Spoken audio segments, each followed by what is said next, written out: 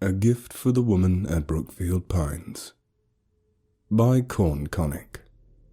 Just a minute! Robert waited patiently at the doorstep, hands in his pockets, gazing outward towards the winding country lanes. They bobbed up and down the hilltops like buoys, disappearing over the grassy peaks before popping right back into existence at the bottom again, visible for miles on end, and they appeared as nothing more than a series of interconnected brown streaks from afar, like tunnels in an ant farm. The leaf-strewn mud outside the house was streaked with fresh tire tracks, still moist from last night's thunderstorm. Dirt stuck to Robert's boots as he shifted nervously from foot to foot, whistling quietly and making a mental note to purchase a thicker jacket before the last remnants of autumn fully faded, making way for the long, cold winter. Even now the air held an icy thinness, one that would soon amplify and extend to encompass every little extremity. Snow would be blanketing soon. Thick, heavy snow, several feet deep in the worst years. Snow up to the doorknob. The sound of soft footfall came from the upstairs floor of the house. Robert turned, craning his head in the direction of the bedroom window. A familiar shadow danced across the blinds, making the rickety old window frame rattle with each step it took. It reminded him of candlelight, the way her body shimmered and glowed against the pale dark of the room, like a flame melting hot wax. Robert smiled, wondering if she could see him standing there, with a little less hair and a little more stubble, but still him. Undeniably, still him. Still the Robert she used to know. The light drained, and Robert frowned as the house went suddenly quiet. He stepped up onto the porch to press the doorbell once more, just as she came treading down the top of the stairs. Even through the warped front window panes, he could see just how beautiful she still was. In the time that had elapsed since their last day together, he had expected her radiance to perhaps dwindle somewhat. But no, she had somehow matured into an even more heavenly being. Her movements across the downstairs corridor were so fluid, so ethereal, he almost thought he'd seen her ghost. Her pace slowed as she saw him, perhaps standing a little closer than was necessary. Catching himself, he took a step back, giving her the space to move forward and unlock the door. A hanging basket of wilted flowers thumped against the door as it swung open, only slightly louder than the thumping coming from Robert's chest. "Hello, Margaret," he spoke as she came fully into view, putting on his most earnest, sincere smile. "Do I know you?"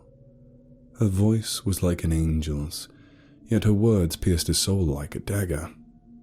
Robert masked his sadness and cleared his throat, scratching the back of his head. We knew each other back in high school. Well, more than just knew each other, really. I recall at some point we were— "Ah, I remember," she cut him off, leaning against the doorframe. "Funny how things change, huh?" "Huh, I know, right?" Robert laughed awkwardly. "God, how long has it been? Like a decade? So many memories, though. To be honest, quite a few I think I forgot. I don't even know why we broke up." "Because I didn't love you. I never loved you." Robert stammered, picking at his nails as he glanced towards the ground, Margaret plucking a cigarette from behind her ear and took a long drag, blowing the smoke out of the corner of her mouth. Right. Anyway, I was in the neighborhood and was wondering— "How'd you find my address?" A jagged chill rippled down Robert's spine. "Well, you weren't answering your calls, so I gave Emily a ring instead. You remember Emily, right? She said the last she'd ever heard from you was that you were moving here. 15 Brookfield Pines. My aunt lives in the area. I'm also dropping by to see her. I thought I might as well come visit. It's a shame you and Emily didn't stay in touch. You always seemed like good friends." Margaret stared blankly, playing with her whitened curls. "It's funny, you know. You always said you wanted to live out in the sticks somewhere. somewhere surrounded by nature. I always thought it would have been nice too, but I got stuck in some dead-end city office job. I guess we can't all live out our dreams, right? I suppose you want to come in, don't you? The slight annoyance in her tone nearly pushed him to the breaking point. If only he could wrap his mouth around those scarlet lips one last time. Yes, Margaret. Yes, that would be wonderful. A whiff of perfume caught his nose as he strolled through the front doorway, Margaret following and shutting the door behind him. The house was small and simple, cozy and rustic. It was the exact kind of place Robert envisioned him and her settling down in all those years ago. The walls were a smooth blend of wooden and stone surfaces, illuminated by a string of soft white fairy lights that stretched into the living room like a trail of fireflies. Rich, captivating daylight shone through the windows, bathing Robert in a warm energy that lasted right up until he took a closer look at the glass. It was paradise, and yet he couldn't shake the feeling that he didn't belong there. Him, reflected in the panes with his thinning looks, thinning smile, wearing a messy hoodie, dirty shoes, and jeans that were too long. It wasn't right. He was far past his prime, and she was only just beginning. Robert? He snapped out of his daydream. He was sitting on the living room sofa across from Margaret, a mug in his hand, filled with... Sorry, what is this? Tea? Peppermint tea, Margaret replied, already rolling another cigarette. Only kind I have left. I had a mug ready to drink before you knocked. It's fine. I don't mind peppermint, Robert spoke. It was a lie, and she probably knew it, but it didn't stop him from lifting the beverage to his lips and taking a swig, even as the taste burned the back of his throat and made his cheeks feel sour. So, tell me, Margaret, he continued, setting down the glass and the kitten-themed coaster. What do you get up to these days? Not much. A little bit of photography here and there. The landscape's pretty beautiful in these parts. She lit the cigarette she had rolled, staring at the wall as she rolled it back and forth across her bottom lips. Robert felt his jaw loosen as he started to lose himself in Margaret's jewel-green eyes, quickly realizing he needed to say something, or the conversation would stagnate. Yeah, I noticed. It's nice to get away from the city every now and then. Remember how we said we would move somewhere abroad? I think it was Russia. You always did want to snap a shot of those funny little buildings in Moscow. She said nothing, though Rob thought he could detect a hint of sadness spread across her face, dampening her usual cold, indifferent expression. I went abroad last year. I won a holiday trip to the Falklands and some yearly office raffle. It was a treasure hunting expedition, the type where you go around exploring forgotten tombs and such. It was a lot of fun, though I didn't find much of anything, except this ring. Robert fished it out from his trouser pocket, holding it out in his palm. It was a dark shade of bronze, adorned with a cloudy grey gemstone and covered in intricate engravings that seemed to glow in a hushed milky white. Margaret turned her head, her eyes flaring with a subtle curiosity as she examined the ring, leaning in close to get a look. Originally I was just going to sell it, but no one will buy it off me. It's got some silly old superstition surrounding it about a curse or something like that. I know you never believed in all that stuff. To me, it's only really worth its weight in how pretty it is. So, I'd like you to have it. She raised an eyebrow, taking the cigarette out of her mouth. The smoke wafted between her fingers elegantly, like a thread of white silk rising up to the ceiling. Is that why you came here then? After we haven't seen each other for 10 years, you stopped by to give me some stupid ring?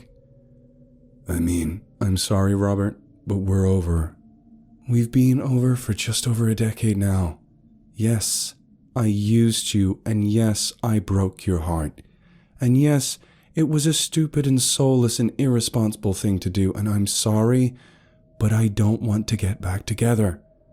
I'm not looking for a partner right now, And even if I were, it wouldn't be you." Robert felt his face turn bright red as he struggled to force out a sentence. No. You don't understand. Just consider it a reminder of all the good times we had together. That's all. I'm not trying to. Just please, take the ring. If not for you, then for me. It would really mean a lot." Margaret sighed, leaning back into the sofa and rubbing her forehead with her spare hand. She looked at the ring, still sitting in Robert's now outstretched palm, then at Robert's bleeding face, then back to the ring. She grabbed it and slipped it onto her finger, sliding it all the way down to her knuckle. "If anything, it was nice seeing you again, Robert." Margaret gasped. She knew she had said that last word, but she hadn't heard herself say it. As a matter of fact, she couldn't hear anything. "Robert?" she slurred, her mouth filling up with saliva. "Robert, what's happening?"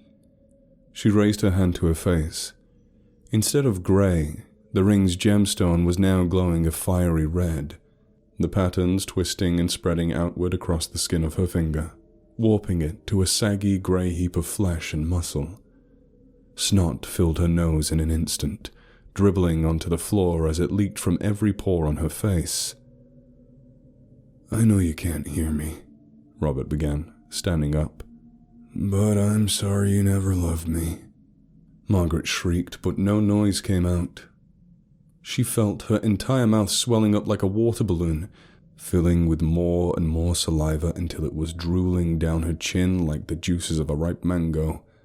Hot, slimy earwax dripped onto her naked shoulder, burning and corroding the skin beneath it.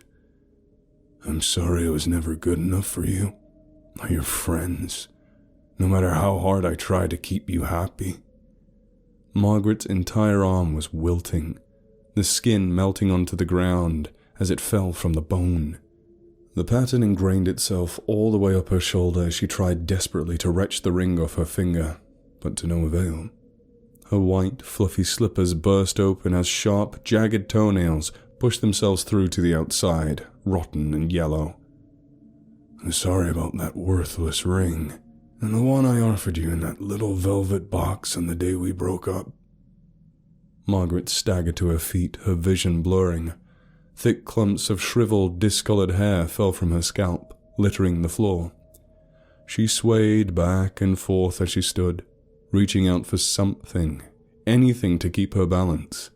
In her daze, her leg caught on the coffee table, and she collapsed onto the ground, slamming her head against the hard wood floor. "But I suppose, in some sense..."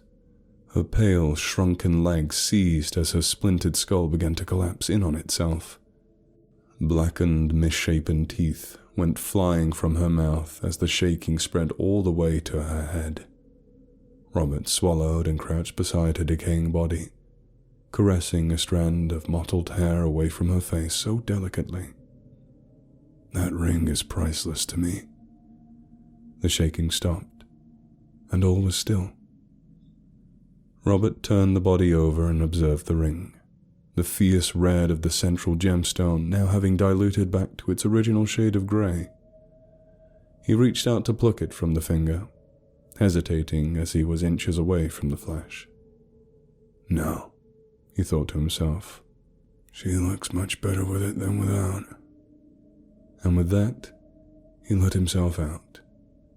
The caw of a faraway crow echoed across the land as he stepped outside, sucking in another breath of that sweet, unpolluted country air. The revving of his car engine was a pleasant sound as he hopped back into the driver's seat, catching one final view of the corpse through the living room window. It was reflected by the dusty wing mirror as he disappeared over the hilltop, the streaky brown path behind him becoming nothing more than a blur.